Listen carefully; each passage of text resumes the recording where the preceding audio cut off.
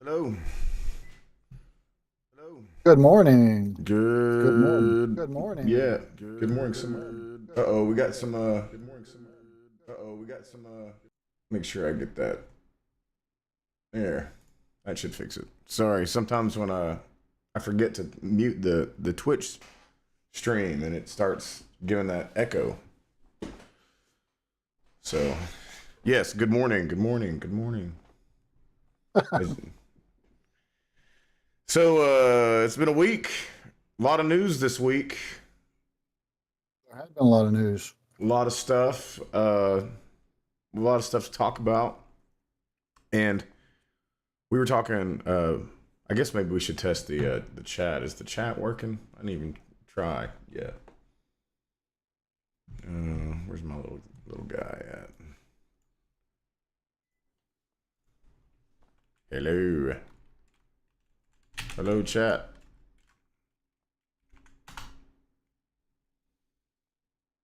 There we go. There's 1, 2, and 3. Perfect.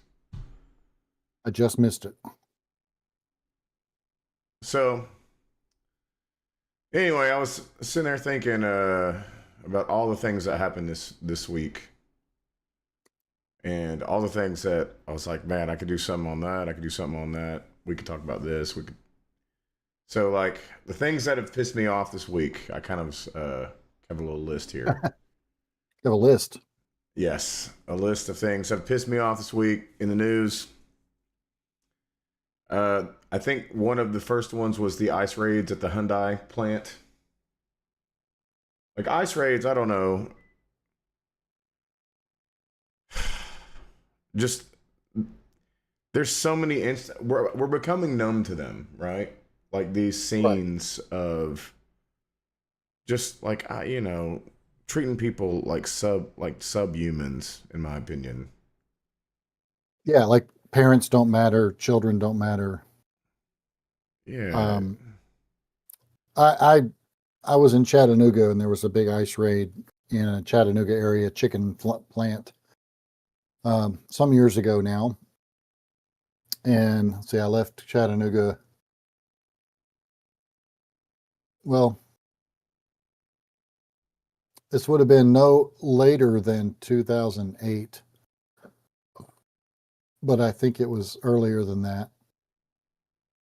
I think it was like the early aughts, the 2000 to 2003 or so. Mm. There was an ice raid at a chicken plant that, 300 and something people were taken. And a good friend of mine and I were coaching a girls' soccer team. The purpose of us coaching a girls' soccer team was that they were all Hispanic girls except for two. One was my friend's daughter, and the other was African girl, literally from Africa. And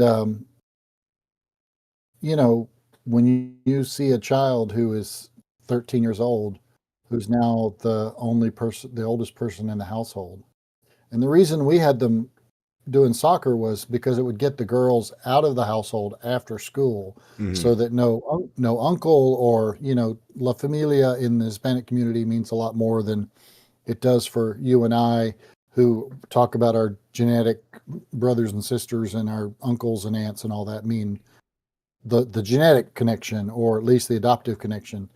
But for them, La Familia was much broader than that. And so one of the problems was girls would be going home and there'd be nobody there. And so Tio would come in, uncle, whoever, and, girls were getting raped, girls were getting God. abused. Um, so our goal was to get them off get them out of that place, get as many kids as we could out doing something. So they were practicing after school, they were having games and all that kind of stuff.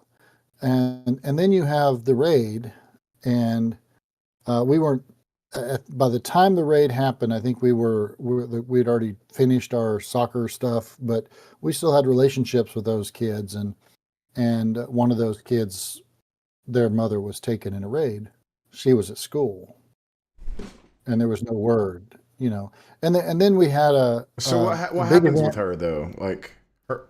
Well, if in her case there was somebody else, in the family that was still here. Like that was a Um, guardian.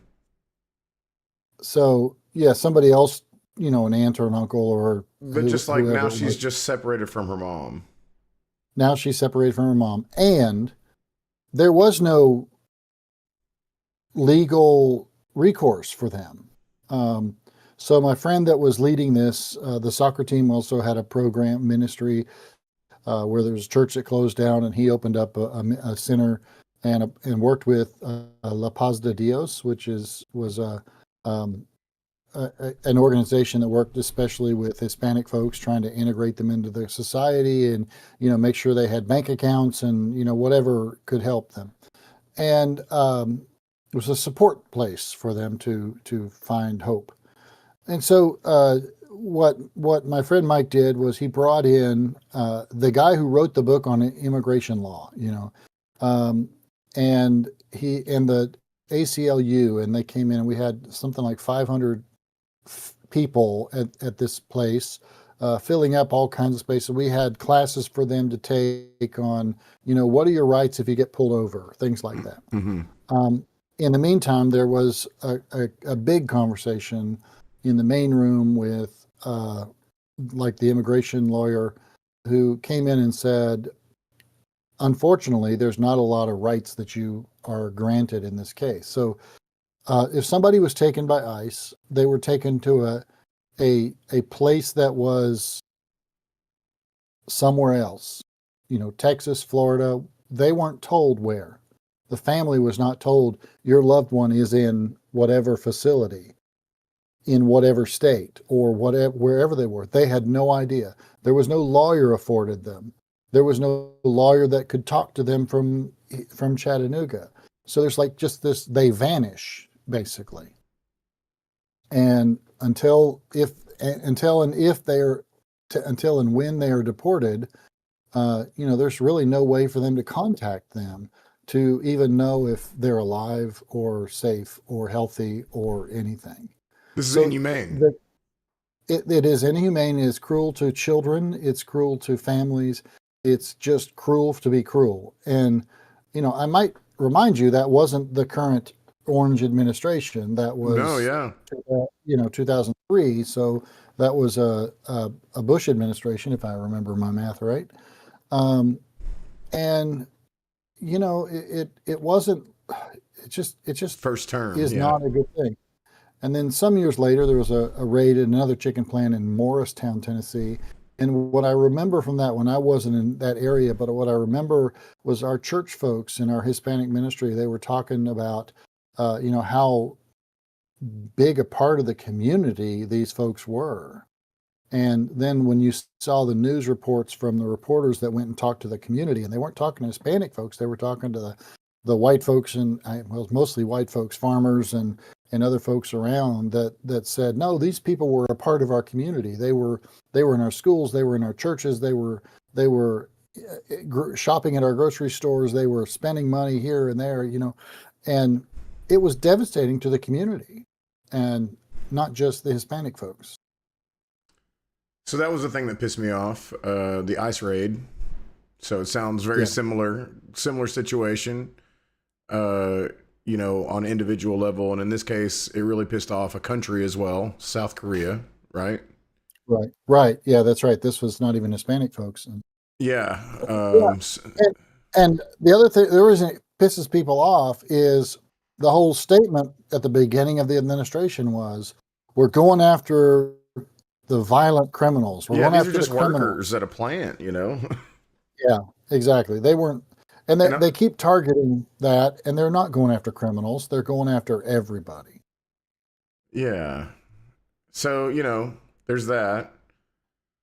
Um, and then there's Sorry. the other thing that's pissed me off was just listening to RFK Jr. talk about healthcare stuff, Which is right? all a ruse. Like basically an attack on the CDC, what's going on with Right. what he's doing. Make, make He sounds like an idiot when he's up there. well, You are what you sound like. I Yeah, I think know, but I mean, it's he, just like the thing is like the thing I can't stand is that he's up there sounding like an idiot, and people are just like, "Yeah, this is what we need done." yeah, that's right. And the other part of that is this whole "Make America Healthy" thing is just a ruse and a cover up because they're doing stuff that doesn't actually make anybody healthier. For instance, we're going to get sugar in things instead of corn syrup. The difference between sugar and corn syrup to your body is negligible. It's 55% fructose and Yeah, 45% if I'm right, most of it all, even glucose what versus even 50-50. That's whatever you eat, you'd have to drink. eventually turns into a sugar, sort of, you know, Right, yeah. like in a It way. it it would mathematically you would have to drink gallons upon gallons upon gallons of Coke every day for 40 years to be. Like for it to be a difference between corn syrup and just regular old Yeah. sugar, yeah. And you know, you If could you even drank enough, if you drank enough to cause that difference, there would be way bigger issue. right, and you can even go as far as fructose as well. You know, I mean, like now we're just talking about fruit sugar, right? I mean, it's still sugars, right? Like all these things. By the end of it, it all becomes a sugar. Like whatever sugar you're eating, it's just a sugar. It's the same Right. sugar, right? You So it know, doesn't matter where it comes from, it's the amount of sugar you intake. The dyes, they're all tested. Okay, so if you can, but the real thing is, in the meantime, they're taking away health care from people. In the meantime, the EPA is removing regulation after regulation after regulation so that polluters can pollute your water, they can pollute your soil, they can pollute your crops, they can pollute the food you're eating and the air you're breathing more so. Just because it's better for business, it's terrible for the environment. And that's not making us healthier, it's making us more susceptible to more dangerous things. right? I watched a video. Also, this is another thing that pissed me off. This is not really politically. It's just I watched another doomsday video of an expert, you know, like an AI expert that was like in charge of a safety protocol thing, and Yeah. you know, and he's just like, you know, here's the thing, man. What y'all don't realize is that it's going to start to being real bad by 2027. I was like, 2027, and then he said by 2030, 99% of jobs will be able to be done by an AI. Right? So I was like, oh Lord. So what is that going to make happen? I don't even know how that works. This is one of my ed discussions where I was like, I don't know how you take out the way people like earn money, which is like how economies flow, right? And expect them to still be able to buy things. So like you you know, you're if you make all those jobs go away, right? Like there's going to be some kind of massive change if that were to happen. If the only people that have jobs are the wealthiest people and the people who control the AI bots, then nobody else has money. Those people go broke too. But you know, the thing is, like, that's the economy of this whole thing is, you know, it starts with basics, right? Like how you survive. Like it starts with the grocery store and you know the power bill and things of this nature. Um, and eventually, if people can't afford the AI produced stuff, which should be incredibly cheap, I guess, since there's no, Well, there's a great deal of energy cost. well, there's that, you know, and that's kind of what I was kind of getting to is like seeing all these, you know, environmentally, the stories about the data centers and the energy costs that's cost for just the current form of AI, let Right. alone our robot workforce apparently that we're supposed to be powering, you know, eventually. Yeah.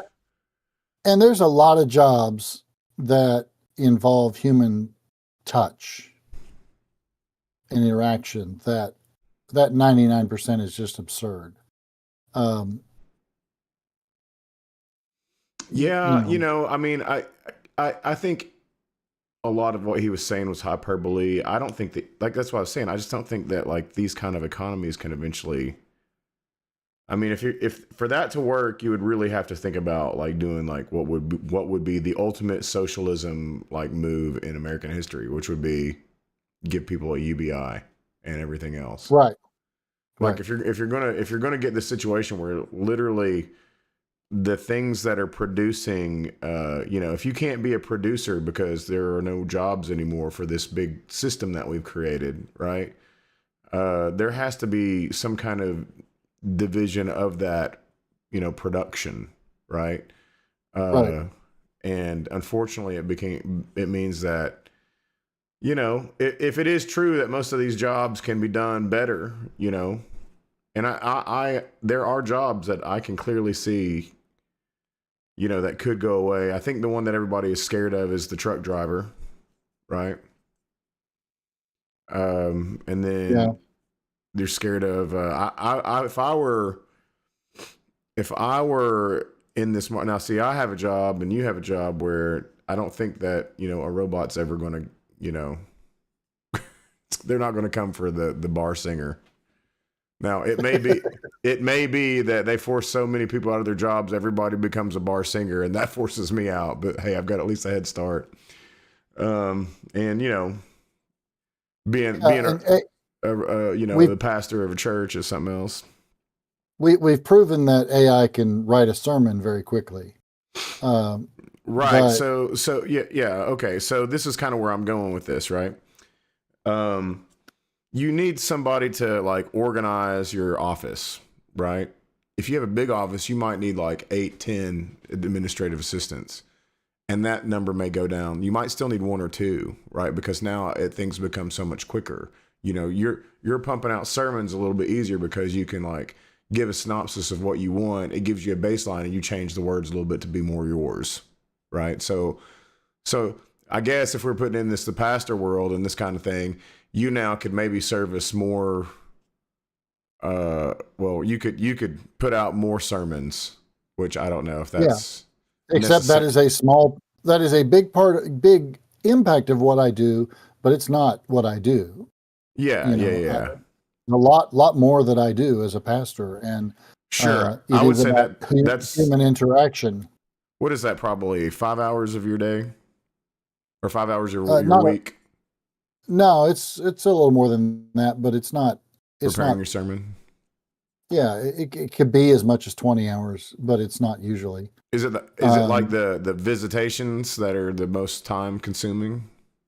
Right. You've got human interaction. It's having contact with people, because that's we talk in seminary. We talked about Doing a the podcast on a ministry. Tuesday night to That's right. We talked about back in 1990. That's what we did.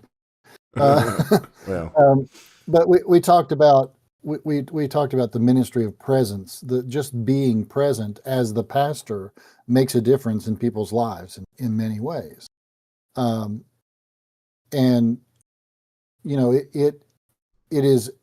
it's important that people in the church go and visit certain people and all that stuff, but it has a different impact if I go and visit, or if I talk with them about a subject that they're an issue they're dealing with. I have a lady who's 96 in my church right now. She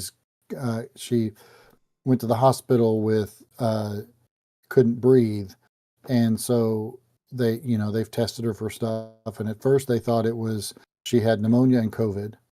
Turns out she had congestive heart failure and COVID, and she's 96, and her daughter is 70, and her daughter's in terrible health, and she also now has COVID.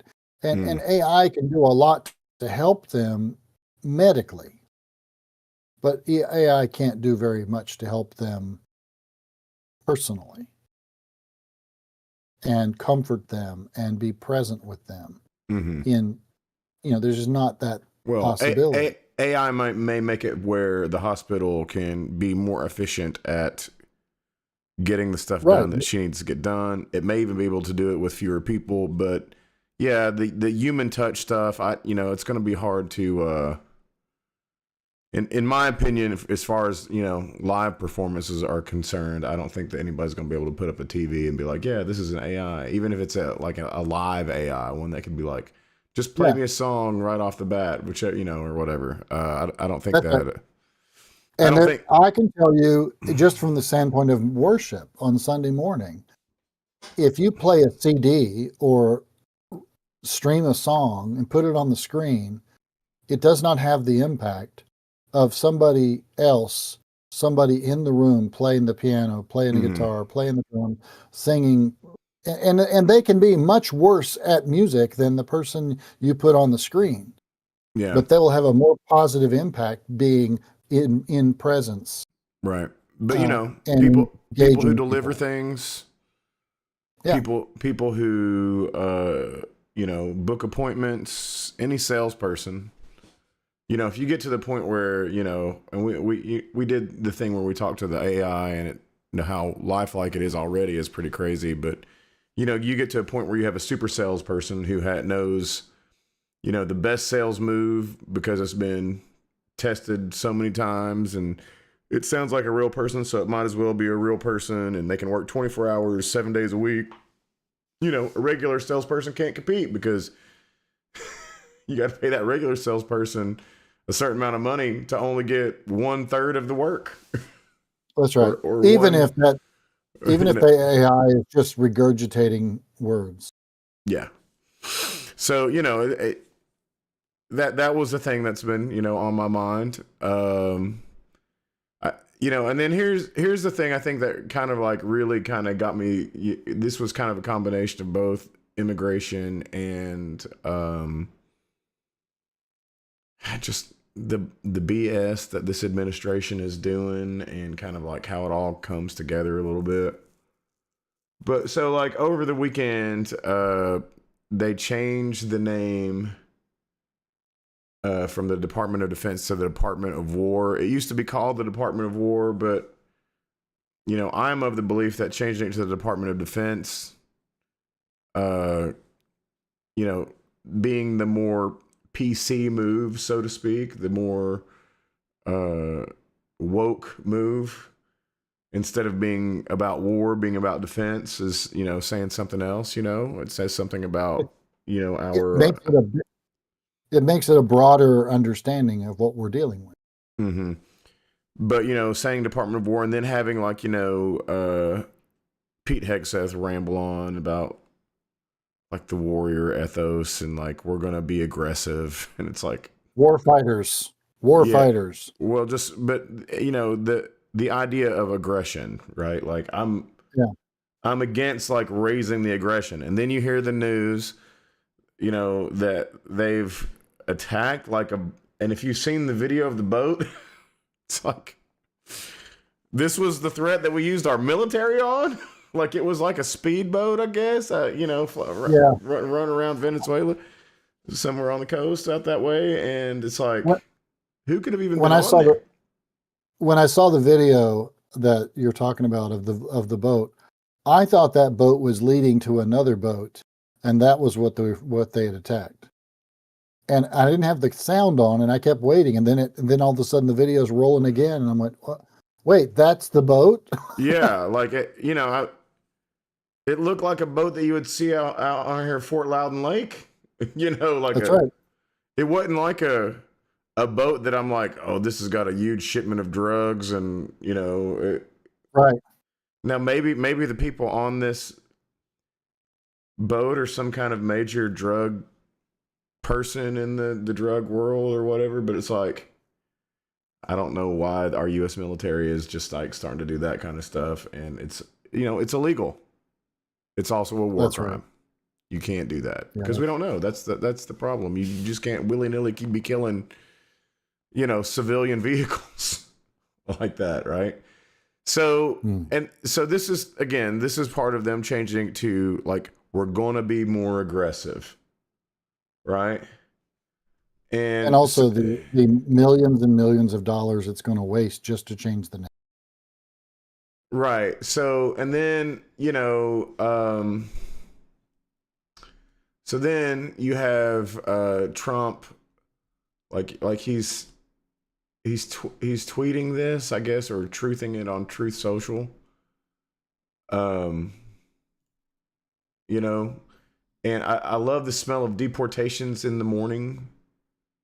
Chicago about to find out why it's called the Department of War. Okay, so this That, deportations, right, is not yeah, doesn't have anything to do with the Department of Defense. that's right.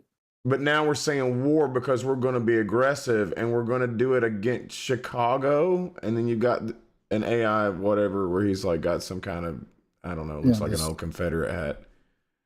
it isn't it is a Confederate. Yeah, Well, to be fair, I yeah. couldn't tell you the difference between the Confederate hat and the Uh, Union hat. could have been a Union hat. It's a Civil War hat. Let's go with that. Yeah, Civil War looking hat for the AI made it, right? He said, Uh-huh. "Give me a Civil War hat," and the AI put it on his head. And it's just, Chipocalypse. yeah, It doesn't. Chicago. It's riffing off of Apocalypse Now Yeah, I get that, but Chipocalypse. because Chicago. It did. It did not do it well. But Chicago isn't chip. It's just to point Yeah, that. but it's just yeah, and it's. I mean, we don't expect this to be smart.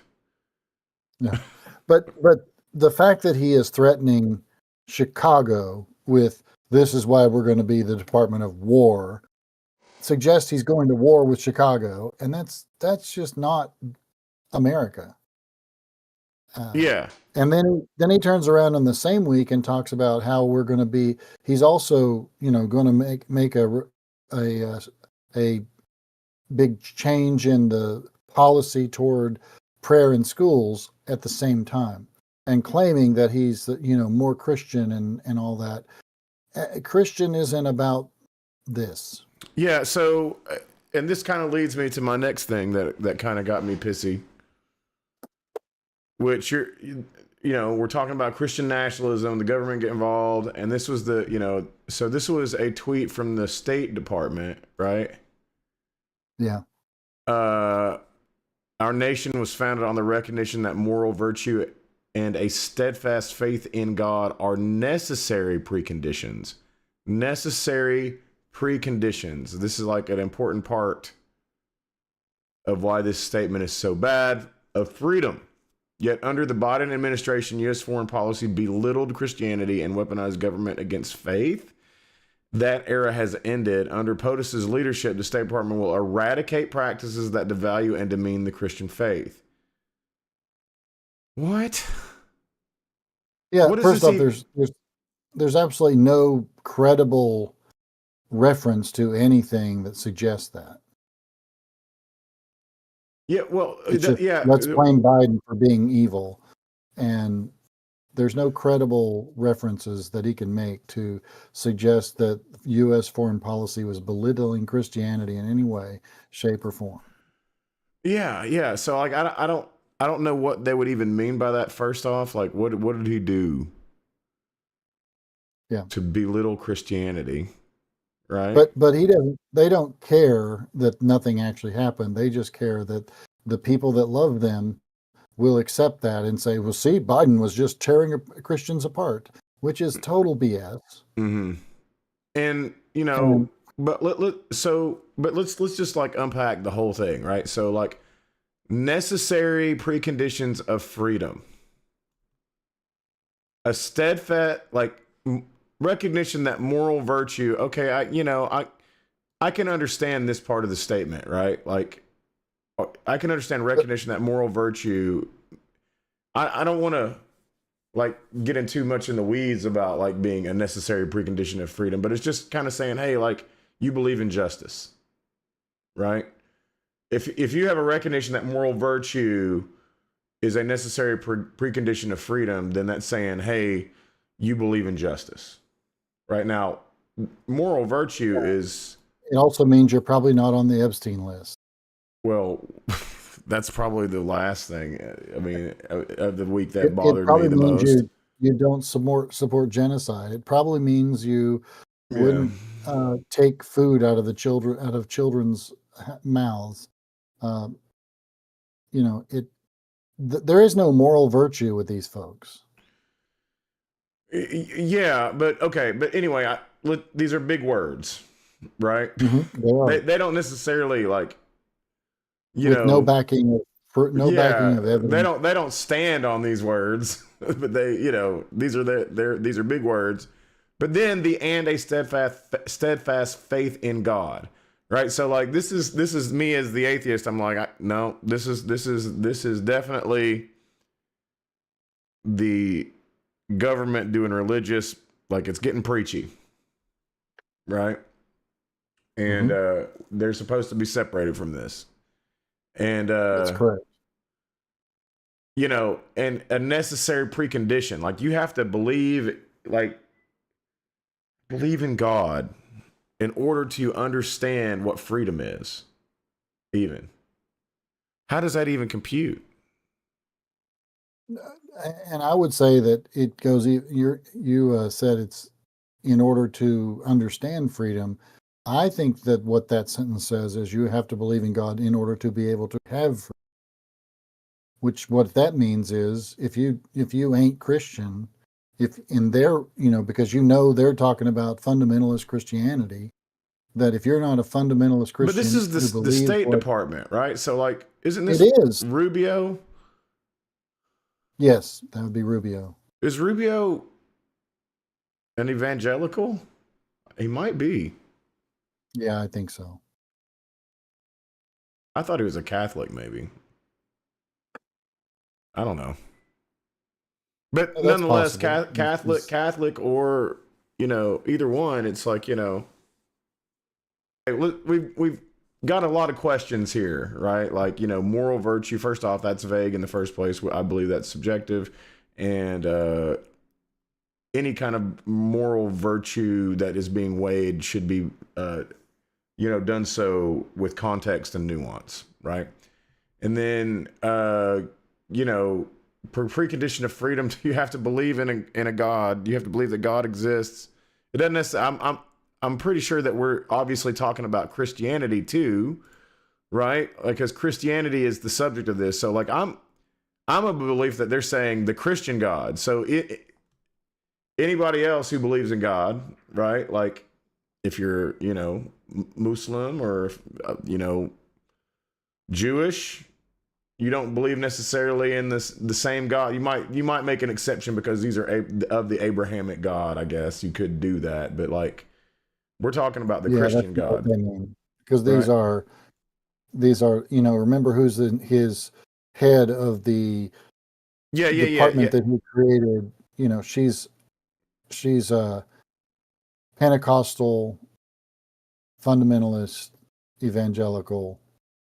Sure. So but then this stuff right here, the State Department will eradicate practices that devalue and demean the Christian faith.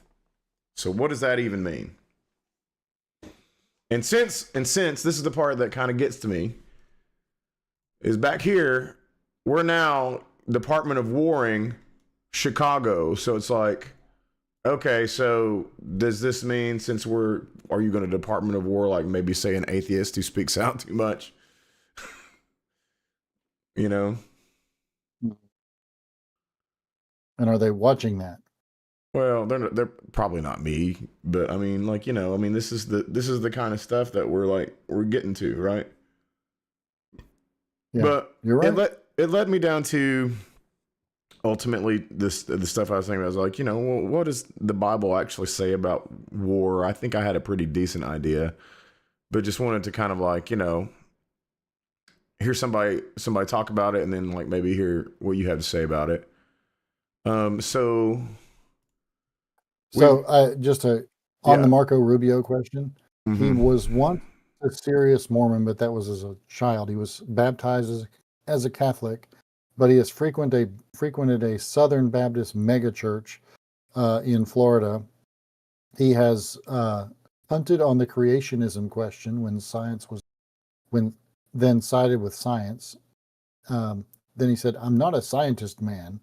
I don't think I'm qualified to answer a question like that." Anyway, that's back in 2012. He craves communion, so he has challenged his Christ Fellowship Southern Baptist Church to offer communion more, but he's still, he's a Catholic who uh, practices Southern Baptist in a Southern Baptist church. It And seems this is like from the that's national, politically expedient for a guy like him. exactly. And this is coming from the National Catholic Reporter. Okay. Well, that we'll So take you're the right. Catholicism is his background. Yeah, we'll take, and I guess there's a sliver of Mormonism, which, Yeah, that doesn't sound like it had a big influence.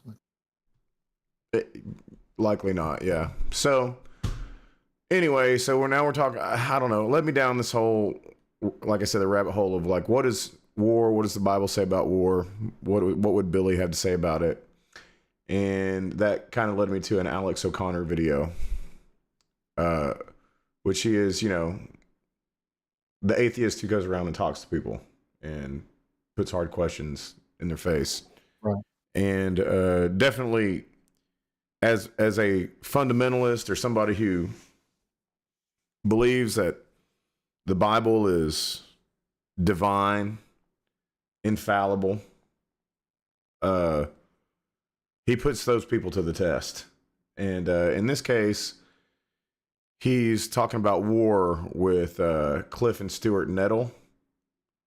And we've seen some videos with, like, I think Cliff Nettle. There was like a student that asked Cliff Nettle some questions that were hard.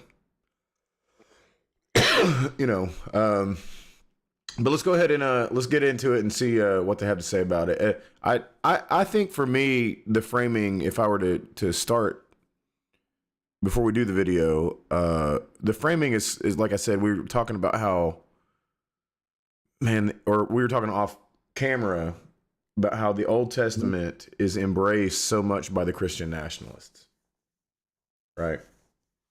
And how there really is, like, a dichotomy, when we're talking about war from Old Testament to New Testament. And,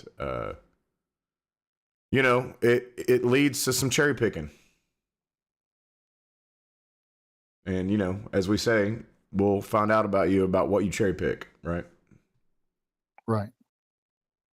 Do you think that this grace, this omnipotence, this love and charity of the Old Testament God is expressed in the instances where he commands the complete obliteration of entire nations of people, including the women and the children and even the animals, at multiple points throughout the history of the Israelites trying to conquer their holy land, which is promised to them by God, such that if anybody is already living there, they're driven out. And if they refuse to leave, they're chased out and they're killed. And then they come back and they kill the women and the children. Do you think that this is the same graceful, loving God that's issuing these commands? No. Instead, I think we've got to read very carefully. First point, do I allow God to judge? In my culture, that's unacceptable. And yet the Bible insists God does have the right to judge. Second point, is exaggeration being used? Is hyperbole being used in a lot of those passages? Yes, it is. Because clearly, obviously, many of those people who were supposedly all wiped out appear in the next book. So you know that they weren't all wiped out. Mm-hmm. Thirdly, you look at the archaeological evidence for Jericho and Ai, and you begin to realize those were probably smaller fortresses. Yes, Rahab was in there as a prostitute, but those were not just families and women and children. Those were fortresses that were protecting the families that lived out in the countryside around them. Next point is, I think that there is not the emphasis on individualism in the Old Testament that we have in our culture. Yep. And yet, the more we struggle through children of alcoholics and realize that there are real consequences that stretch down through the generations. And I think the Old Testament does present a picture that we are more interconnected than we as American individualists would like to admit.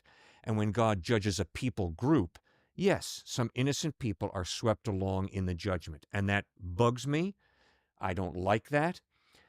And yet, that is part of, I think, what the Bible is talking about when it says we're created in the image of God, meaning that we do have free will, which means there are consequences to my decisions that affect my children, that affect my grandchildren.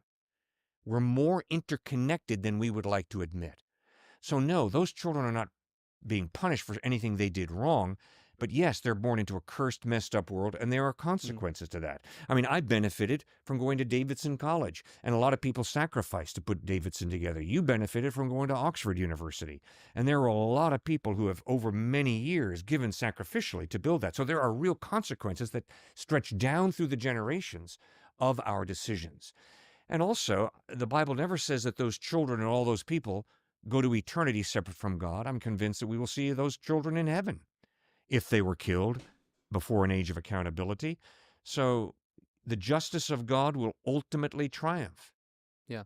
But do I have problems with the text? Yes, of course I have problems with the text. I don't understand it exactly. I don't understand what God is doing exactly there, why he says that kind of thing.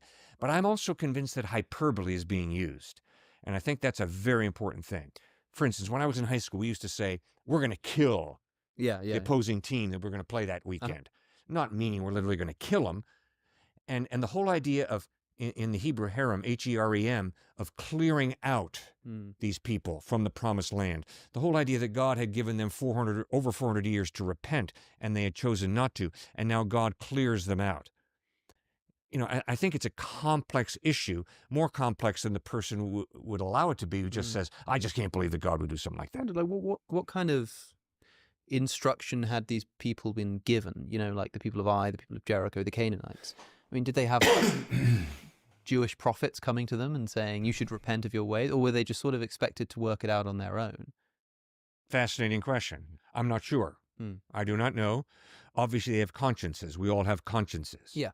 And when you study ethics from around the world, it's amazing that it seems we're all like reading off the same sheet music. Yeah. And there's tremendous more agreement. and more research coming out too on just how bad these people groups really Sure, were. right. I'm seeing more of this. Child sacrifice. Canaanites, yeah, exactly. It just gets Yeah. worse every year. Right. Like how bad is it going to get? And so, but the second one, have you wrestled with this being a really culturally conditioned question? Oh, and absolutely. issue Yeah. of yours? That- 'Cause that- the Chinese don't struggle with this one. Yeah. When I've talked to people of other cultures and I've brought it up and been like, that's totally fine. Yeah. That God judges in that kind of way. It's so much worse because it's not just like culturally relative. Like I'm Right. a moral anti-realist. I don't believe in the Right. existence I of was gonna objective ask moral that too. values, Yeah, right? yeah. And so, like, you know, what could I possibly be meaning here?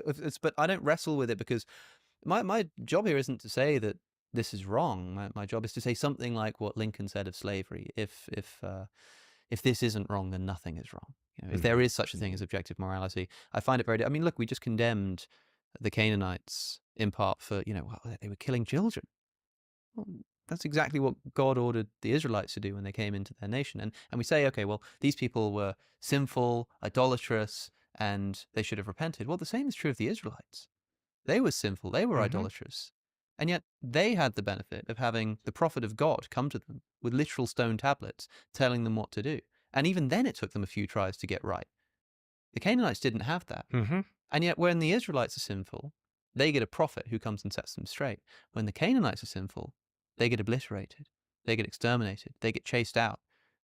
Just the same way the Israelites were at first the hands of the Assyrians and then the Babylonians. True, but it was wrong for the Assyrians to do that. It was wrong for the Babylonians to do that.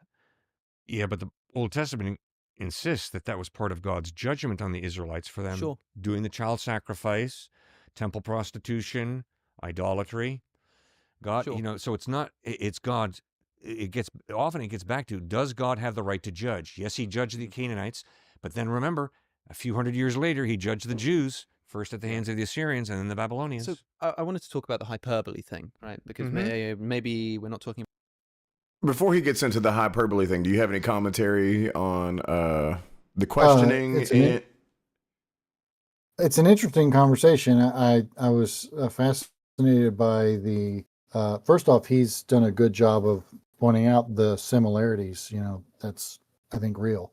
The other guy is bringing up some interesting points, but I don't know that it answers his question either. I do think the hyperbole is, misstated when he says it's like when we played that football team, we said we're going to kill him. We didn't really mean we're going to kill him. I don't think it's so much that when in the stories it says you're going to kill him, that no, we're really not going to kill him. That's not what that means. I think the hyperbole might come more when the writer was writing the story. You always tell the story with more. You want your side to be right. This isn't, we're going to go in, we're going to do a hunger siege in which right. they give up because we don't let their food in, and everybody survives and they just give up, right? This is, which that's still violent, by the way. That's still very much violent. We're obliterating these people. Yeah. And I heard somebody use this analogy. Two kids are in the playground, and one of them says, "My dad can beat up your dad." Mm-hmm. So what's the other kid say?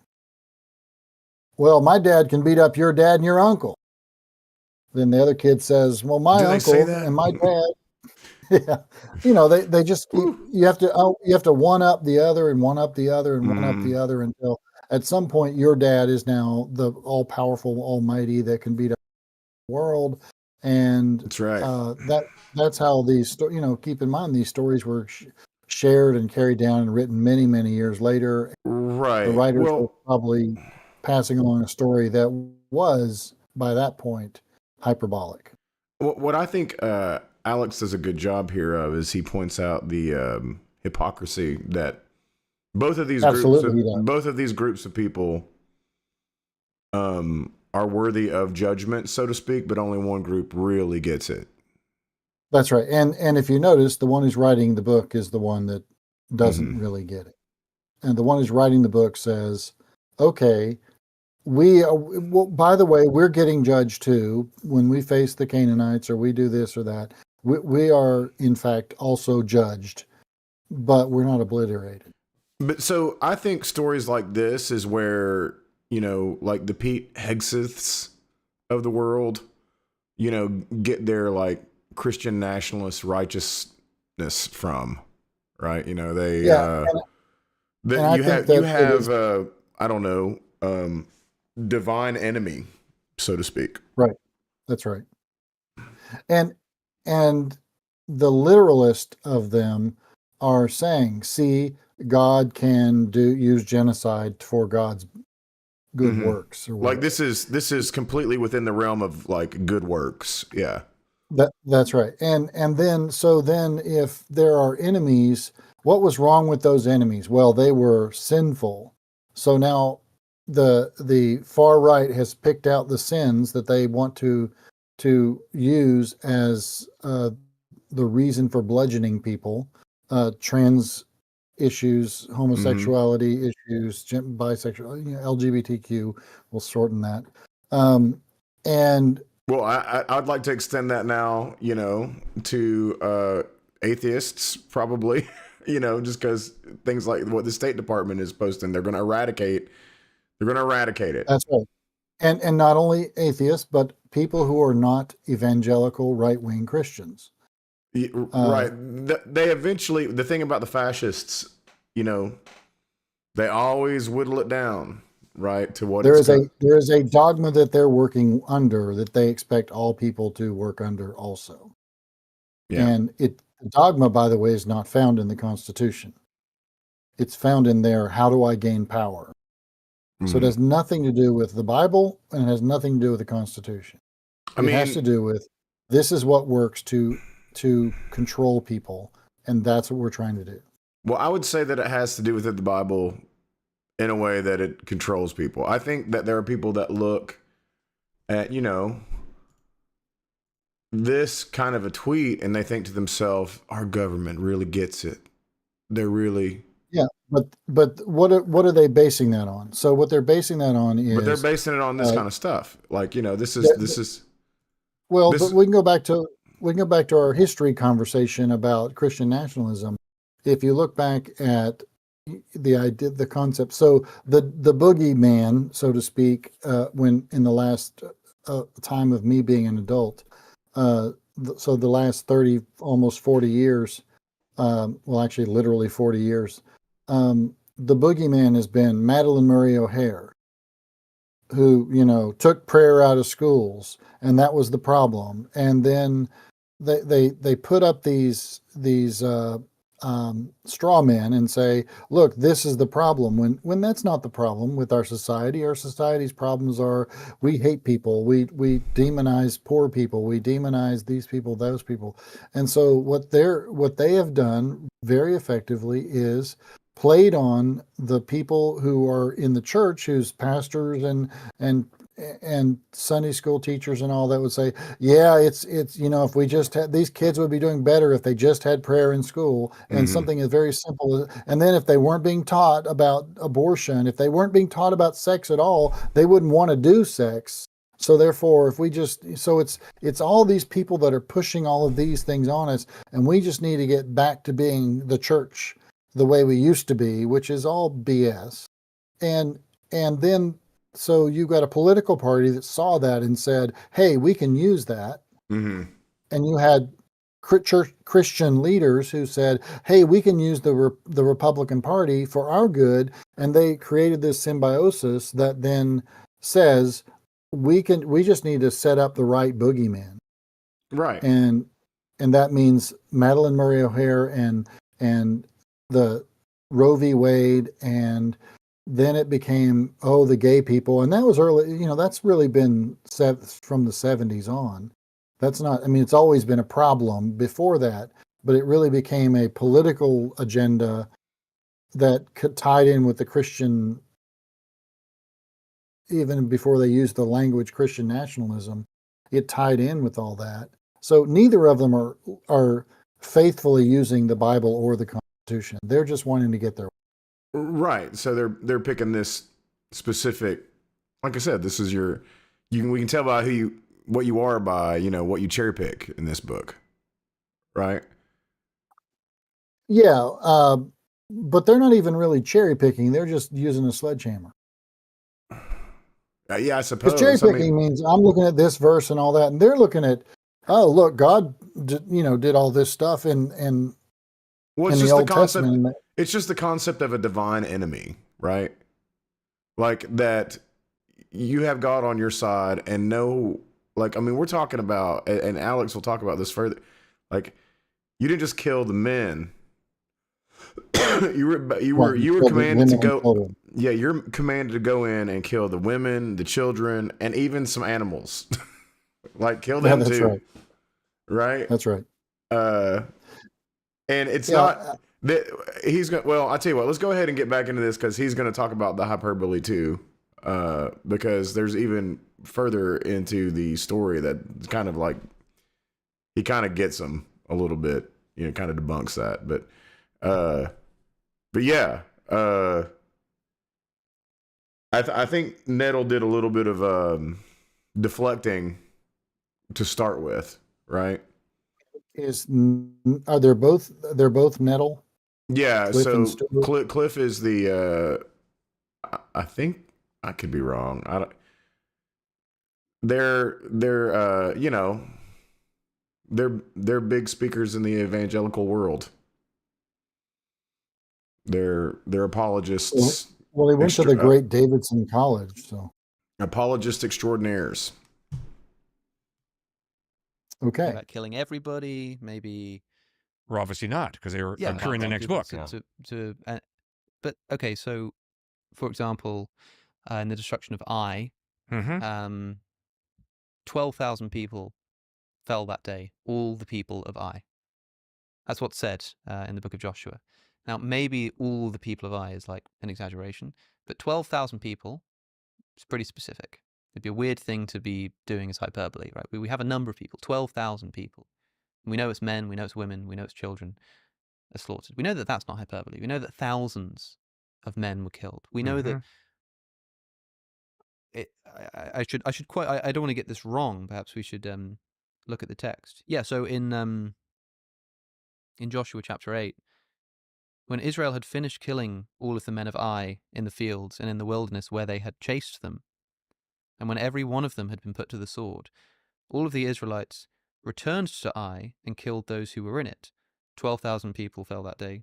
12,000 men and women fell that day, all the people of Ai. So we know that women are being killed, non-combatants are being killed. We know that there are thousands of them.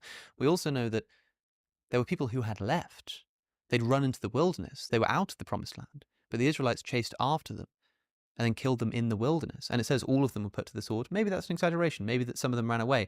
Maybe all of the ones that they captured were put to the sword, but some of them managed to actually run away, and those are the people who show up in the next chapter. But it's only because, for want of trying, that they managed to survive. But maybe it is just hyperbole. But we know that 12,000 people were killed. We know that the Israelites then turned around after killing the fleeing combatants, came back into the city and killed who's left. Well, who's left? The women, the children, the disabled. So even if there's some hyperbole being involved here in terms of the complete destruction, maybe it's not a genocide, but it certainly still seems to be the kind of military practice which, if done today, would see condemnation and a lot more from the United Nations. In 1 Samuel, you would think that, but then you would take a look what's going over in Palestine right now. That's right. There's this again. I should read the text to be sure, and I do have it written down. This is the destruction of the Amalekites. God issues the command now: go attack the Amalekites and totally destroy all that belongs to them. Do not spare them. Put to the death men and women, children and infants, cattle and sheep, camels and donkeys. Of course, this can't be literal, because it's not just the camels and sheep and the donkeys. Oh, but you can leave the, you can leave the pigs or whatever. Sure, this is sort of like slightly rhetorical language, but it's very clear. Like, leave alive nothing that breathes. Kill the men, kill the women, kill the animals, kill the cattle. And in fact, when Saul decides at the end of the battle to keep alive the king, take him as a hostage, and also keeps alive some of the animals to sacrifice. To slaughter as a sacrifice to God, what happens? He's condemned, and God says, the Scripture says, that God regretted that he made Saul king. He regretted that he made Saul king because he didn't follow his command. What command didn't he follow? That after wiping out the Amalekites, he refused to also kill all of the animals, and he kept the king alive as a hostage. And that was enough for God to say, I regret that I ever made Saul king because he didn't follow my commands. Which is, whenever God starts doing like regret stuff, I just throw up my hands. Yeah, what's the point? That really flies into the concept of omniscience, doesn't it? Omnipotence, everything. Can you be truly omnipotent without omniscience? I'm curious what translation he's reading, because I'm not finding the numbers that he's finding. Not that they're relevant. Honestly, the numbers aren't relevant. Well, it'd be helpful if it was correct. The numbers were correct, so you could look them up. No, I meant the numbers of. The people, the 12,000. Yeah, I'm finding 5, but it could be I'm just scrolling through and missing it. So. 12, 5. It's a lot of people. It's a specific number of a lot. Yeah, it's a general specific number, but yes, it is, because it isn't 5,000 or 12,000. It's 12,333 or something. Right, and just just as he's saying, it's like, because it didn't say pigs, it didn't mean like don't kill the pigs, right? Like you're. Well, there probably weren't many pigs. Well, probably not, but I'm just saying, like, he's saying that because it wasn't listed doesn't mean don't do that, right? Right. So it's not being totally exact. It does say when Israel had finished slaughtering all the inhabitants of Ai in the open wilderness where they pursued them, and then all went, and it gives language about how they were to hide and wait and all that. But there it is. It says 12,000. It just lists it differently than it did 5,000 by actually spelling it out, and I didn't catch it. So, wonder why it says 2 different ones. The 5,000 was referring to the number of soldiers that were going out. Oh, so 5,000 people to kill 12,000 people. Something like that. Or it could be, I didn't read it closely, but 5,000 people were being sent out for one phase of whatever this was. But again, this is still speaking to like God has commanded these people to go and kill another group of people because the only thing that we can think of is that they're some kind of divine enemy. They are so evil and so opposed to what our God stands for that they all must be slaughtered, even the animals that shared the space and air with them. It's like, yeah, so here's the interesting thing is, I can ask you as somebody who grew up in church, do you ever remember hearing a sermon about that? no. But the thing is, in these circles, there are sermons about that. Just not in our circles. Yeah. I mean, a lot of this was a big shock to me. Some of the stuff that I found in the Bible when I really started like questioning for real. Right. When you could read for yourself? No, when I could read I think we talked about this before, when I could read for myself and, the whole process, as I've stated, kind of put me into an analytical place for the first time in my life. I didn't just believe that, there was a well,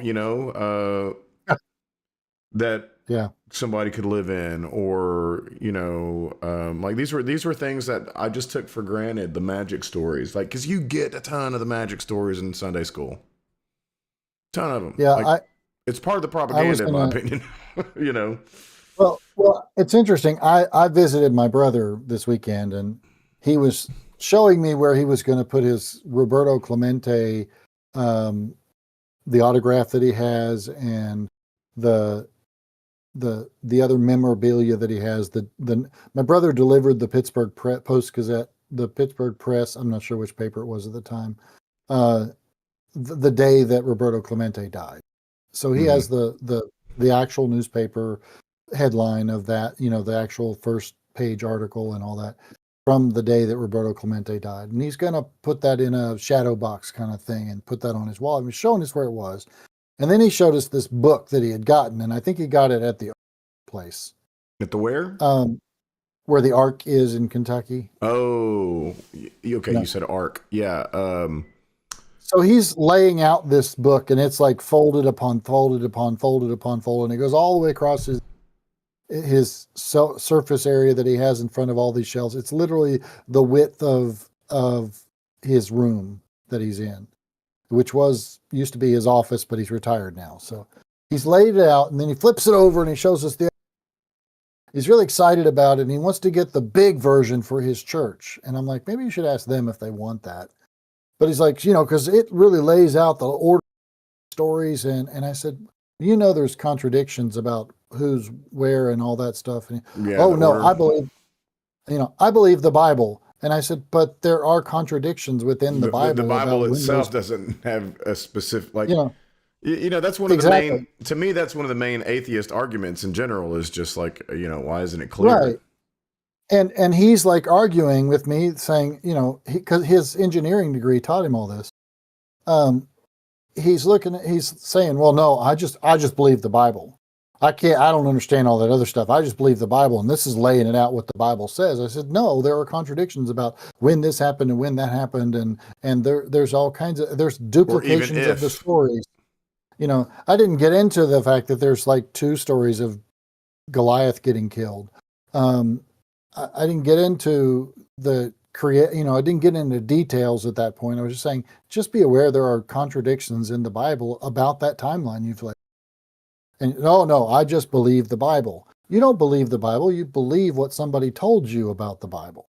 Well, I've read it through a couple of times. I'm like, good, but if you follow it, you'll learn. But he's not going to. He doesn't want to. He wants to just accept what he's been taught in recent years by the church that he's at that's kind of cultish. Well, I mean, there's a bit of Pascal's wager in this, right? Ooh, pulling out Pascal. But I'm just saying, I think guys like that, I mean, I don't know, Pascal, it's hard to know how serious he was even when he said that. Like, to me, I always interpreted it as he was kind of making fun of the concept. you know, because it's just a silly way to say it's a good bet. You know, it's a good bet. You might as well do it. But I think there's people that are like that. Maybe not even necessarily it's a good bet. It's just they've been threatened or promised something that's, unreasonable. And, you know, since they've been promised something unreasonable or been threatened with something, they say, just in case, let's take the bet that it's true. You know, even if there's contradiction, that's one of the hardest things is to once you finally do become like, you know, full-fledged atheist, you start looking around and you're like, what is the gradient of everybody, what they believe, you know, and like, I certainly, so I had a guy in one of my churches. He was a chemist by trade, and it would be interesting to listen to him if he could talk about because he's very fundamentalist. He believed Jonah and the whale story. He told me that. And I'm like, but you know that there's not a shark out in the world that could swallow a human being and that person live for a minute.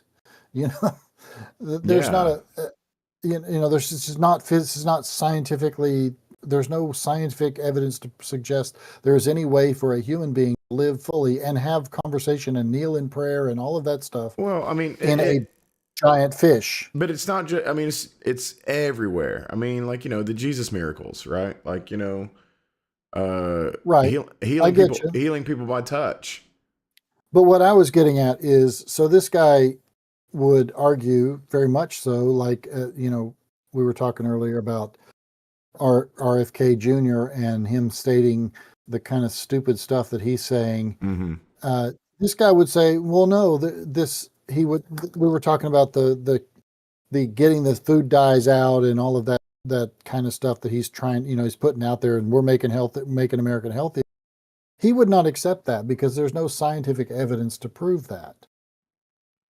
And he said to me one time, he said, people are always trying to get rid of chemicals in their medicine and in their food and all that. And he said, but everything is chemical. Yeah, everything is chemicals, and on top of that, it's like it's the pros who have put them together, right? And that's right. You know, and my point of that is, there has been some problems, right? Like with medicine, that's historically accurate. You know, right? Medicine but it's has at evolved. least studied. What's but that? It's at least studied. It's studied. Yeah. We're going with the best we know, what we think we know. That's right. Right? Like you're and not. so we're not pleading to a higher power for, you know, divine intervention on healing. You know? Right. So this guy that I'm talking about, you know, he has this scientific knowledge and background and has that, but then on the flip side, he just is accepting on blind faith that these statements are true in the Bible. But why would somebody do that? I don't understand that. Because I'm trying to tell for you. me, well, but even so, sorry, I looked up the Pascal's wager because I wasn't familiar with that, but I'm definitely familiar with that now that I look at what it is, to be more specific. But my point with this man was that he was such a faithful person and was a good person. I have no argument about that regarding him, but there are certain things in the Bible that are provably not possible. They're not just miracles that happen. They're just provably not possible. Jonah is one of the most obvious of those. There's the flood. There's all of these stories. And so the question I have is, as a follower of Christ, as a believer, that doesn't mean I have to believe that everything that the Bible is factual. And I also understand and believe that there is a lot of human input into what is there. And you and I would certainly agree that, you know, there's some books in the Bible that probably shouldn't have been there. Yeah, I mean, we could probably make that whole argument for the Old Testament. You know, The problem But with so- the problem with the Old Testament is that it's connected because Jesus connected it in the way that he is a Jew, and he himself said, "I'm here to, as a Jew, Well, he said, "I'm here." The idea that he said, "I'm the Son of Man," which was different than saying, "I'm the Son of God," but he certainly um, accepted that connection. Let's go with that. He certainly accepted that connection. But the Gospels were written by different people, and they had different ways of trying to incorporate the prophecies that Jesus fulfilled. That's why you have the two Christmas stories that are so dramatically different. Mm-hmm. And there's no evidence that Jesus was born and placed in a manger. And Quirinius wasn't governor of Syria at the time. Well, the virgin birth itself is, Exactly. probably the most dubious. My this is where I get to be the apologist for once. I'm never usually the apologist. There's some evidence that the language there, the word virgin doesn't mean what we use it for today.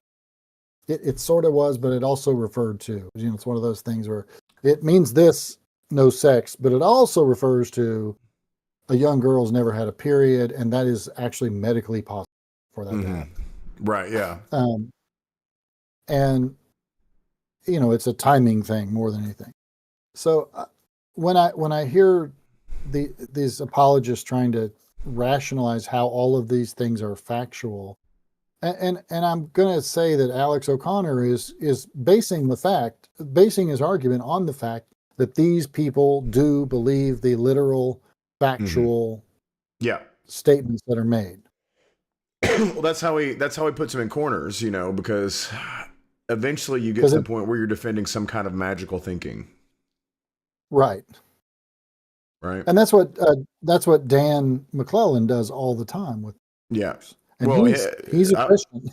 Alex O'Connor and Dan McLaughlin have had quite a few interesting interactions.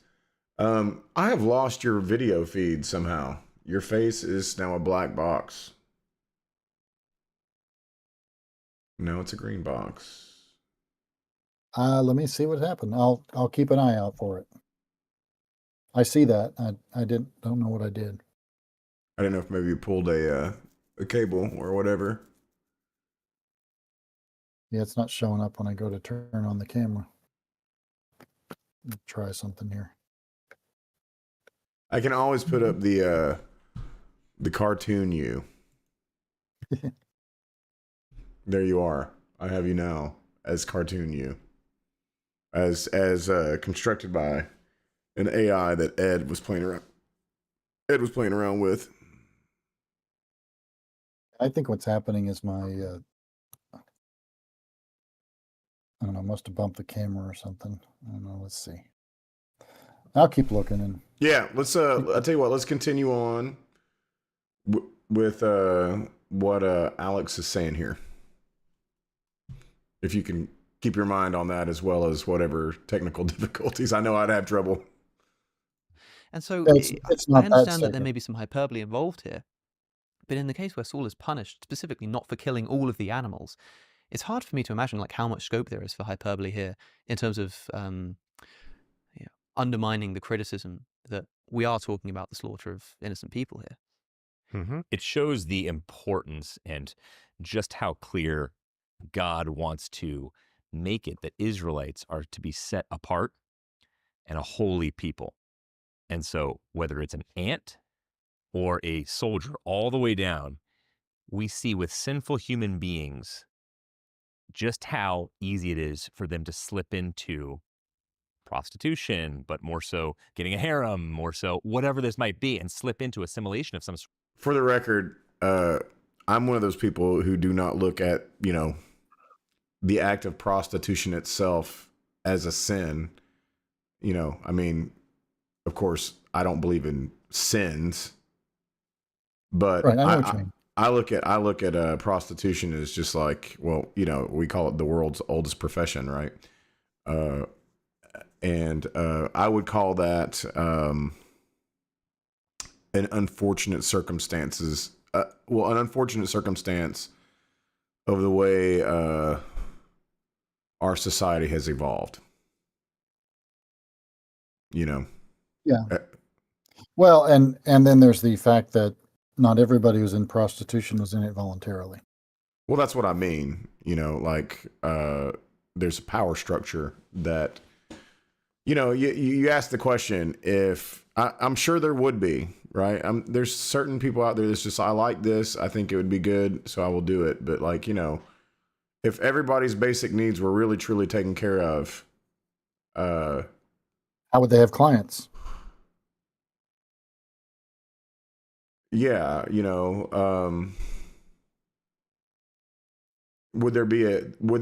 it's not that they would they have a workforce, it would be a very limited workforce, I'm betting. So, but I don't like putting sex work in the quote unquote sin category, although I think that there is a lot of associated quote unquote sin that is related to or involved with that profession, so to speak. So that just a little side note. I don't know how you feel about it, but we can move forward. Sort with other civilizations.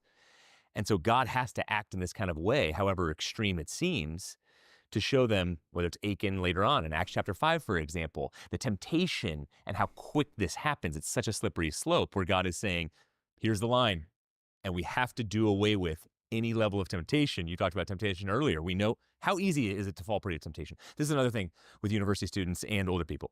All they want to talk about is temptation and how easy it is to fall typically into like porn addiction and these kinds of things. Mm-hmm. Well, very similar to what's going on there in terms of you have to kill off any and everything that's going to cause temptation because you are God's holy chosen people. Okay, whoa, wasn't that really ethnocentric? Isn't that a big issue still? I don't see that in my mind because I believe what's going on in the Old Testament with the Israelite people is probably the most exclusive inclusivity you could ever imagine, which is God is this God of the Israelites who are holy people who are not supposed to mix at all, even with an animal, with people of another civilization. So that's how exclusive they are, but how inclusive in the sense of they're a light to all the nations. And eventually it's going to come through the Son of God, Jesus Christ, who is literally Samaritan, child, woman, all the oppressed people groups, and Zacchaeus, like we talked about earlier, Luke chapter 19, and the sycamore tree, who attached the vector, probably very wealthy. So it's a light to all nations, and that separateness, that word holy and righteousness, he takes so seriously and so extreme. I wish it wasn't that extreme, but it stacks up to me. It also makes sense seeing how powerful human temptation really is and how hard it is the apology to restrain yourself. Do you believe that, to be clear, do you believe that innocent children were killed by Israelites on the command of God? I think it's a historical fact. I believe that innocent children were killed by Israeli bombs, and they happen to be Palestinians, part of Hamas maybe, or Hezbollah. I believe that there are consequences to human decisions that stretch down through the generations and then impact. This is an attempt at a innocent deflection, people. obviously. And I think we're a little Little naive if we think that we can go into Iraq or fight a desert storm and no innocent people are going to be killed. It's one of the tragedies of war, which is a result of the So, like, the thing human is, heart. like, Alex is directly saying, hey, the thing here about this is a God commanded thing, right? Right. So this is Nettle here, whichever one he is, I guess Cliff, not directly responding to the actual question, which is like, hey, this is based on a God command. He's just like, war is bad, Yeah, we hear that all the time. Yeah. We all agree on that, so we can say that all we want. Hey, there you are. I can get rid of the cartoon. Yeah, I'm back. The battery thing that we use for the camera, we had bought a new one, and it's a knockoff, I think. And the power cord goes into the little box, and it comes out very easily. I'm gonna have to get some tape or something, put it in place. All right. But yeah, that was a real big deflection for no apparent reason. Well, no, it's not for no apparent reason. It's that he sees the chess move in advance. He's trying to avoid the pin, right? Yeah. Okay. But suppose, the Israeli government said, leave alive nothing that breathes. Kill the soldiers, but then once you've done that, turn around, go back, kill the women, kill the children, kill their animals. Because this land is yours. Mm-hmm. I think that people wouldn't Mm-hmm. be satisfied Yep. on falling back on the defense of, hey, this is the consequence of war. This is what happens.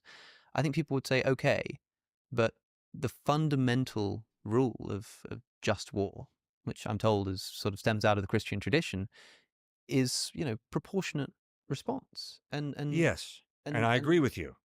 Okay, but here's another problem. Mhm. God told Abraham to take Isaac up on Mount Moriah and sacrifice his son. Hold on. I gotta stop here. I've watched this video obviously beforehand. When he did this, I was like, it's almost like he's close to being like getting it, where it's like, oh yeah, This is crazy. Yeah, this is crazy. If this is real, God is an asshole, right? Like, because that's right. I mean, that would be Right. That's yes. Yeah. And By the way, I had a preaching teacher in seminary that was now it's also possible I'm getting wrong which person I'm talking about. It was either my preaching teacher or my Old Testament professor. The preaching professor wrote the book on preaching. It's called Preaching, and it was used in seminaries all over. He was, I forget what his denomination was. Anyway, the other was my Old Testament professor, and we were, your basic general Old Testament stuff. And one of the two of them said, I will never preach on that text. That is the only text I will never preach on. The Isaac story. Okay. And because it's just, I mean, it's right up there with the book of Job in terms of like God's an asshole. Yeah. There's no good news in it. Yeah. I mean, it's just like, okay, if you don't, I mean, the Old Testament sets it up though. It's like, listen, you're dealing with a vengeful, like going to kill you God, right? Right. Right. I mean, like so if God is like legit, intervening in the human world and talking to, I would probably even say if, like, let's say, if this happened now, right? And a burning bush appeared before me and started talking, I'd probably be like, wow, these are some good drugs. Or I would believe it because, hey, there's a burning bush that's literally talking. And I'd probably have some questions for it at least. Before I went to go ahead and kill somebody. But like, if this is a legitimate burning bush that's talking, I might have to reconsider, but in the case of, Isaac here, if we're to believe that Abraham is, really getting, real communication, and the story so far has been, like if you don't do what I say, exactly what I say, there's going to be some retribution, and the ultimate test here is to put your son on an altar and raise a knife, and to the point where he's about to strike down, God finally says no. Like this whole story. And let's be clear, it's the son that you were promised you would have, that when you were 90 years old, you still hadn't had. You had sex with your wife's concubine. You had sex with your wife's. Yeah, there's some special circumstances here too. Yeah. To have another son, and now you've got this son, and he's the only one the promise can be. Yeah, and I want you to kill him. So it's just like, And the apologists are going to say, well, what was really going on is that God was just testing him. Yeah. And and was never going to let him kill his son. Yeah, these tests supposedly, this is the thing that, like, I always, when I read the tests, like the Job is tests, right? Job is tests. Whenever these tests, there's just so much like bullshit. Like you're like, oh golly, this is not the actions of a righteous, omnipotent, omniscient, definitely not omnibenevolent. You can't buy any of this. But anyway, so Cliff Nettle or Stewart, I think it's Cliff, is like on the verge of like saying something profound, like, well, you think that's crazy, what about this? And it's like, yeah, this is where like people who like start to not believe in the literal translation of this start to like say, okay, all right, maybe we should like reconsider some other things too, right? But this is not where he's going to go. Oh yeah, and Phoebe's hollering about it too. Now, if someone interprets that as being God's laying down wise principles for good parenting, they're an idiot. Sure, yeah. That is not what Genesis chapter 2 is communicating. God gave Abraham a very specific command, and it was not to give an example of wise parenting. It was, Abraham, who's number one in your heart? Is it going to be God or is it going to be your son? Who are you going to build your future on? Your son or me? Similarly, what Israel does there in the Old Testament is not examples of just war theory. No, it is a unique example of God using a theocracy, and we don't live in a theocracy. We don't have a theocracy in Israel now, and we're definitely not a theocracy in the United States or in UK. God using a theocracy to carve out a land that he brings then Messiah into. That's a one-time deed, because you're absolutely right. It is not an example of just war. No way. I recoil at that as you do, I'm sure. Yeah, because of course the difference in this case is that you have the orders from the top man. It's sort of, if there is some extraordinary circumstance in which this kind of otherwise morally condemnable behavior can be justified, you better have the authority to know that you're making the right decision. And in this case, the Christian will be able to say that they did have that authority. But I mean, it's a struggle. Yes, it is. We're talking about the intentional killing of non-combatant children here. And I read this text as, I love how Alex always keeps putting them to it. I read right? in Deuteronomy where God gives instructions when you march up onto a city to attack it, like in the broad sense. When you march up to attack a city, make its people an offer of peace. If they accept and open their gates, all the people in it shall be subject to forced labor and shall work for you. Some peace. If they refuse to make peace and engage you in battle, which isn't entirely unreasonable given what the terms of peace are, lay siege to that city. When the Lord your God delivers it into your hand, put to the sword all the men in it. As for the women, the children, and the livestock, and everything else in the city, you may take these as plunder for yourselves, and you may use the plunder the Lord gives you from your enemies. This is how you are to treat the cities that are at a distance from you and do not belong to the nations nearby. Women and children being described as plunder that can be used because God has given them to you as plunder. But of course, those are the people who you're attacking not because they're in the promised land. And it's just, look, we gave them a chance to leave. What are we supposed to do? This is God's chosen. No, these are other cities. Because it goes on, however, in the cities of the nations the Lord your God is giving you as an inheritance, do not leave alive anything that breathes. Completely destroy them. The Hittites, the Amorites, the Canaanites, and lists, the Jebusites, as the Lord your God has commanded you. Otherwise they will teach you to follow all detestable things that they do in worshipping their gods, and you will sin against the Lord your God. So clearly what you're saying about them being these detestable characters and God is issuing his judgment must be true here, because it's saying like, otherwise, if you don't destroy them completely, they will teach you their ways, you will fall into sin. But this idea of, again, this is just, this is where I believe that the modern day Christian nationalist comes from, is that there is a divine enemy, right? And that's kind of what caught me going down this path, is just to show like, that a lot of these Christian nationalist folks are Old Testament folks, right? And the problem is, being an Old Testament folk puts you in a hard place logically, and if you're going about your day with reason, and Well, and it's interesting because you don't see Jewish folks who this is the only Bible they have is what we call the Old Testament. The Hebrew Scripture is not used to suggest that we should have a Jewish nation. That's a whole other animal there with Israel in itself, but you don't hear American Christian Jews going, well, look, the same God that you're talking about is the one we're talking about. And it really should be us that are in charge. No, they're not doing that. No. Just a side note that's related to this. I'm trying to think. This would have been before 2008, probably around 2006 or 7.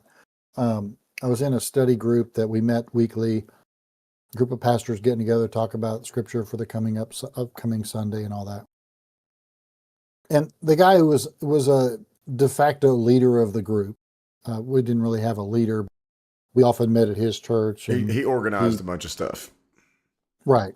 Not the leader, but hey, he organized some things. Gotcha. Right. So he's one of those people that sounds very thoughtful when he talks, and I'm really thinking about this, and it just has this. It carries some gravitas because he sounds so thoughtful. But then one day we go up there and he says, I really been about and really challenging myself about spiritual warfare. And I'm going, what the hell are you talking about? I didn't say that to him. I just let him talk. But he was like really concerned that we weren't as concerned about spiritual warfare as we should be. I'm going, what the heck is spiritual warfare? And, I never really got a good answer from him what it was. Some people think it is one thing and other people kind of think it's another thing. For some people, it's the inner battle we have between good and evil. We all kind of have that in us, that there's a part of us that, you remember, are you old enough for the Flintstones? Mm-hmm. I wasn't there for like first run Flintstones, but like definitely. Neither was I. Do you remember Gazoo? Gazoo. Was he like the alien? The alien. Yeah, like a little green guy with like a football helmet or something. Right. Yeah, and then Gazoo ended up having and Fred would be there talking, and one Gazoo would be on one shoulder and the other be on the other shoulder. You've seen the same imagery with the devil and an angel or whatever. Yeah. That goes on in us. There's always this part of us that wants, something for our own pride or our, greed or whatever. And then there's the other, no, you ought to be compassionate and all that. Okay, well, if that's what spiritual warfare is, sure, that makes perfect sense. But if spiritual warfare is this belief that there is this cosmic battle going on in our world and we're just kind of pawns in the middle of it, well, first off, there's no biblical evidence for that. Secondly, what? Right. That's just nuts. Yeah, I think that's fun for like comic books, this invisible war between angels and demons, Oh, man, what was the comic about it? There was a rendition or it was made, and Keanu Reeves was the guy. He's like the angel. I can't remember. Anyway, so yeah, so I had already pulled up some stuff on the New Testament, and it's interesting that you mentioned spiritual warfare because it was mentioned in my little summary that I was going over, right? And what's up, Ed, by the way? Sorry about not having text reminders. We did mention you earlier. You did miss it. Yeah, so Ephesians 6:12, right, is like our struggle is not against flesh and blood, right? And that was something that I pulled up. I'm sorry. Phoebe is I think she needs to go out, so I'm gonna have something to say, and then I'm gonna let you riff for a minute, because she is like, I've really got to go. But yeah, so this was like as a shift from the more angry, Old Testament God, one that was more vengeful, the one that had no problem just saying, yeah, go kill some folks, right? Right. And what was that text in? Ephesians 6:12. Okay, go on. And then 6:13, it's also mentioned believers are called to spiritual readiness, not physical combat.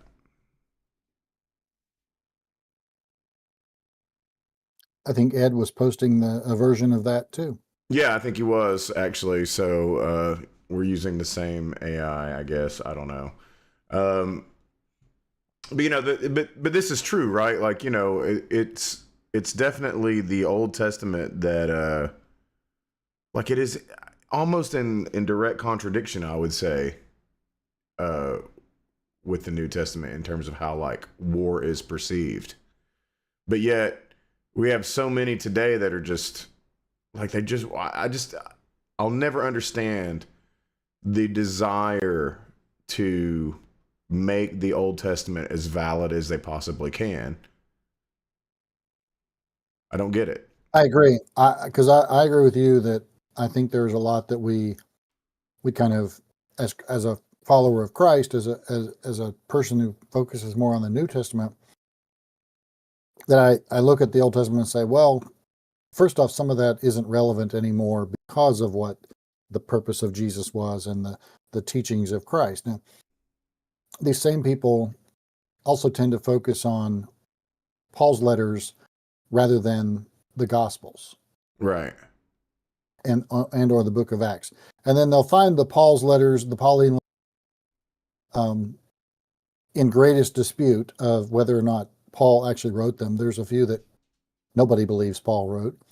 There's a few that some people believe Paul wrote and some don't, and they focus on those. And some of the reasons why the scholars believe those others aren't written is they directly contradict Paul's teachings in some of the more we believe Paul wrote these books, letters. And Paul, in the story of Acts and in his own teachings, for instance, a very simple thing is Paul said things that were very pro-women, that were very positive for women in church leadership. Lydia is an example of a pastor that was appointed by Paul. And yet these people will turn to these other texts that were written by somebody, 100 years, 70 years later, 50 years later, after Paul's death, most likely, who used Paul's name to say, well, women shouldn't speak. Women shouldn't be able to teach, et cetera, et cetera, et cetera. And that goes on and on. Yeah. Ed, was that DC talk that you're referring to? I remember my cousins were big into DC Talk, the Christian rap group. Anyway, let's finish with Alex. I'm going to see if I can take Phoebe out real fast while Alex is giving us a little talk. I'll be right back. All right. Marching up to a city, and even if they accept you, they're going to become, your indentured servants. And if they don't, then you may take the women and children as plunder, and you may use the plunder the Lord gives you. But of course, if you're marching into a city of one of the nations that you've been promised by God, then don't leave alive anything that breathes. Kill all of the children, kill all of the women. I mean, it's the difference there, in other words, about like the people in the inherited lands and the people outside of it, tells me that the explanation for why these people need to be completely and utterly destroyed is because this is our land. We want this land. Seems to be, and when I read about somebody intentionally driving out or killing nations of people so that they can sort of essentially ethnically cleanse a land, I don't know what else to call that other than a genocide. But it's still eventually the point is to welcome them in. It's not like they're going to sit in the land flowing with milk and honey forever and again be God's chosen people, and that's it. So that's one. Secondly, we're reading this again from our 21st century Judeo-Christian lens. So your outrage and indignation over this is entirely Christian. That's why the Bible is self-critiquing, which I love about it. Thirdly, putting to the sword, even women and children, as messed up as that sounds, many would say that that was actually more gracious in that time period than other civilizations who they're going to get raped the rest of their lives, right? And just horrific things that are unimaginable to us. So that's another really important thing to remember. And then lastly, the one you got to wrestle with is, okay, so in an ancient Near Eastern culture, you're looking for God to act in a very humane kind of way. All right, to what extent? And what extent does free will come into play as well? Not just the evil heart of humankind, but how exactly do you want to play God? Because I want to play God too in those passages. But what does that look like? What specifically does that look like? Watch the full conversation with Cliff and Stuart by clicking the link on. All right, so to finish, we actually got through a 20-minute video, Billy. Yeah. It's probably because Ed wasn't here early enough, or Bubba, or Dara, or somebody who gets us talking a little bit more through the. But yeah. So I just am astounded by what he said. Because he said you're gonna have to, because I was outside. I can't exactly remember. I'm going to do my best to try to shorten it. He basically said, he not being Alex, but either I'm going to go with Stuart, the second one that spoke originally. He basically said putting them to the sword was humane because if they weren't killed by the sword, they would have probably been, in other cultures, raped for the rest of their lives. And I went, but if you went back to what he said at the beginning, they had the choice to accept them in and then become their slaves, or not accept them in and go to war. Yeah. So what is he thinking is going to happen to them when they become slaves? So the women in particular. I think the question that I would want answered, if I was like a member of your church that was struggling with this concept,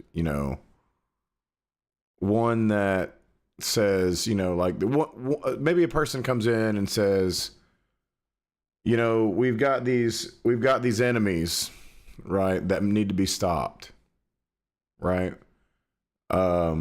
and cites this kind of stuff that says why it's righteous. You know what I mean? How would you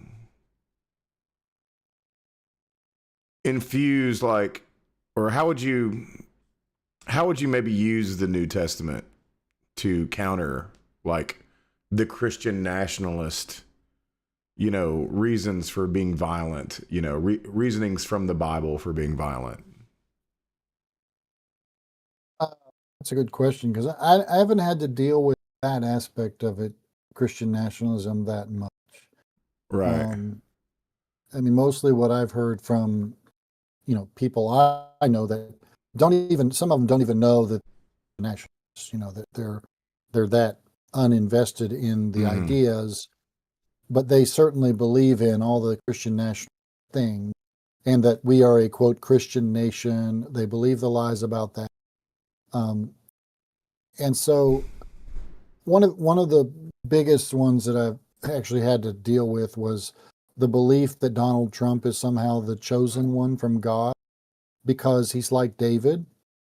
Yeah, we talked about that last week.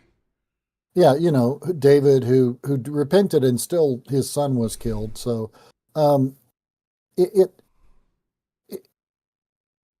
argument I make for that one is, then you need to reread the story of David. But the reality is, for me, I think that what I try to address with people when it comes to Christian nationalism is, first off, show me in the scripture where you think that this is right. And I've asked them about just simply flags in the sanctuary. I have asked for 30 years show me one place in the Bible where you think it says that we should put emblems of our nation in the sanctuary. I still have yet anybody of any ilk to come to me with an answer to that. There are plenty of answers as to why we shouldn't in the Bible. But when it comes to this bigger wave of Christian national openness that it didn't before, it's funny because I can say to these folks, Christian nationalism is bad, but they will agree with me, and then they'll turn around and do the very same things. I have a guy in my church that. So do you think that like the large part of the population that kind of like is following along with like this authoritarian push is they're just like most, and I would probably, I mean, I agree with this, is that most people are just, I don't know if I would call them capable or just, you said uninvested, and that's probably the best way to put it, but just, it's like they don't care about the context of any. Right. So the guy that I was, yeah, the guy that I was talking about, for instance, so our conference, the Holston Conference, passed a resolution, and I've mentioned this to you before, but passed a resolution condemning Christian nationalism. Mm-hmm. And when we did a report about what happened at annual conference on a Sunday morning, we had lunch afterwards so people could ask us questions, those of us who were delegates at annual conference. We gave them a chance to ask questions. Nobody really did except personal level. Well, one person was really asking Christian nationalism thing, is the guy I'm talking about. Mm-hmm. And when it came down to it, his ultimate answer was, well, I don't think that deeply about this stuff. Mm. And yet, so he was opposed to the idea that we oppose Christian nationalism because Christian nationalism supports his ideas about immigration. It supports his ideas that poor people are on the teat and all of that stuff. And as long as it fits their political agenda, they will accept all the Christian nationalism they can. But then you have the folks that are involved in this fundamentalist evangelical, right-wing churches that they're much more invested in the idea and think Christian nationalism is real. And I mean, not real, but is really a good thing. Righteous. Yeah. Yeah, righteous. That's a good word. The fact that there is a Trump Bible out there is a good thing. Yeah, that's right. And that he made him over $1 million on it is also a good thing. Yeah, well, $1 million. Even though that's peanuts for what he's made recently. Yeah, it is peanuts for him. I mean, I'm just saying the $5 billion that he's worth now is mainly from the fact that the first Bitcoin. The fact that he first time he held up a Bible in his life, he upside down because he didn't know which way a book is held up. Man, that was a rough day for me when I saw that. That was a day that just like that when he cleared out the area people? with the people at that church and whatever, so he could go get a photo op. Man, that's just when I lost it. I was just like, man, Trump supporters are bad Americans. Like, and let's be clear, some of those people that were standing there with him regretted it afterwards. The difference now is, if those people went and stood with him, they would not agree. Yeah, it was the general. General Milley. Milley, that was like when he realized what it was. He realized that the military was being used as a prop. Right, and there were a couple of others that were also there that kind of said, it felt icky and it felt wrong, and we shouldn't have done it. And there were statements made well after the fact that this was a terrible thing that was done. But the ones that he has now would march over there proudly with him, and each of them. Oh yeah, I mean, with masks on. Yeah, 'Cause with now- masks on. Yeah. Because now we have that. That's But- that's precedent now. Like you have. Suddenly masks are good. Yeah, I guess I don't know. I mean, they're certainly. It's just we're in scary times that there really is reports of just people that are, no identification, mask, and they're just going and using physical force against people, and it's just. So Ed, by the way, made a point there that first off, the best point was don't blame the audience for your meandering. But the second point was formerly the Lee Greenwood Bible. And I'll take your word for that, Lee. I mean, Ed, but what that reminds me of is the fact that, the song that Lee Greenwood is now, forget any of the good music he might have done in the past. Now it's just that piece of Proud to be an American, yeah. Which, listen, man, as a musician, I think that song has some movement in it. I understand why people like it's emotional and there's imagery that especially the Hills of Tennessee part, that one hits me, But are you aware that he also did the same song to Proud to Be a Canadian? I'm not aware of that. The point is that. But he did. He definitely rode that song to the bank and got another, because that was a song that came out in the 80s. He got another. It was out right at the end of the 80s or the 90s, I know, because we went to the Stone Mountain thing and it was the ending climactic song of Stone Mountain. Yeah, okay, yeah, so that, and we were taught that in Glenwood Elementary School. We would sing it at assemblies. I mean, it was a massive hit. And then, cuz Trump, it's very much about the image, right? It's very much about what you're selling to people, right? So, that's the most American damn song there was in the 80s. So he somehow talked Lee Greenwood into being his song guy, and golly, they're everywhere together. And yeah, I think it is the Lee Greenwood Bible that has now been co-opted into a Trump Bible that has the Constitution in the Bible. It's all very strange stuff. This is the times we live in. So this is from 1989. Greenwood composed God Bless Canada using the same music, different lyrics for his 1985 hit. So it was 85 when the original came out? Yeah.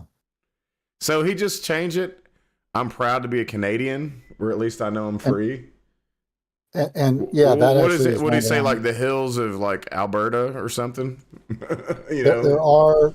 Yeah, I'm looking for the Let's words. let's do the lyrics of it. Uh-oh. If tomorrow all things were gone, I'd worked for all my life with just my children and my wife. I'd thank my lucky stars to be living here today because the flag still stands for freedom. They can't take that away. I'm proud to be in Canada, where at least I know I'm free, and I won't forget the men who died who gave that right to me. And I gladly stand up next to you and defend her still today because there ain't no doubt this land bless you, Canada. From the shores of Nova Scotia to the forest in BC, from Montreal, from sea Okay, to so shining yeah, so sea. he just took some other landmarks and was like, yeah, okay. I was curious. I love that he says in it, from Detroit we can see her above the USA, Yeah. because there's pride in every Canadian heart. Yeah. Well, okay. I have a dog that just got up and she's old and she just fell down and now I have to go pick her up. And unfortunately, this is now a thing. Jessica's on a business trip, so I don't have her taking care of the dogs. And I do believe that we have kind of hit the end of this one. So I'm going to go help her out because she's fallen and she can't get up, it sounds like. Oh, no, she did. Now she's chip. Okay, well, she's fine. But I think we probably have worn this one out, Billy, and I thank you. And I'm going to go take care of my animal who seems to be, oh gosh, what is she doing? My cat is still here. Yeah. Oh, yeah. Big fan of the pod. So, Ed, thanks for coming in at the end. And yeah, golly, that song. Ed, you and I will talk about that further this week sometime on a phone call. And Billy, I'm gonna holler at you later, sir. I really do want to do the gaming thing. I think at some point. We've gone a whole year almost. Maybe not a whole year, but like, you know, that was the original plan to at least do it like once, and we haven't done it. So I think we might, you know, try to actually to get some people on Twitch that might actually be interested in this. You know, who knows? So, but yeah. Oh, there she goes again. And just to show you that she has fallen, this is her right now. I can't see that. Well, you can't see that, but like, there she is. I still have to go pick her up. Guys, thank y'all for hanging out. I will talk to you later. See you, Billy. All righty. Have a great one. Oh, man, what are you doing there, girl?